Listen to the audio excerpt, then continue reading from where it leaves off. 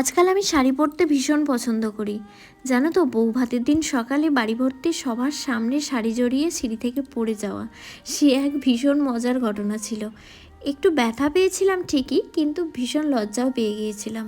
আসলে নিজে নিজে পাকামি করে শাড়ি পরার চেষ্টা করেছিলাম, অথচ এখন বিভিন্ন স্টাইলের শাড়ি পরা থেকে পরানো, এটাই আমার ফ্যাশন হয়ে দাঁড়িয়েছে। আমার এই লুকটা তোমরা দেখেছো, অনেকে ভীষণ পছন্দও করেছো, কেউ কেউ সুচিত্রা সেনের সাথেও তুলনা করেছো। যদিও সেটা বিন্দুমাত্র যোগ্যতাও আমার মধ্যে নেই, ওনার সাথে তো কোনো তুলনাই হয় না।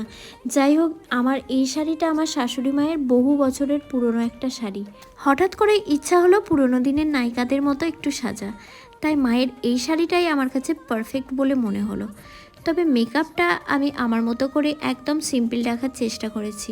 আমার এই মেকআপ লুকটা কেমন লাগলো তোমরা জানিও, আর আমার মতো বিয়ের প্রথম প্রথম শাড়ি পরা নিয়ে কে কী ফেস করেছো জানিও। দেখা হচ্ছে নেক্সট ভিডিওতে। টাটা সবাইকে।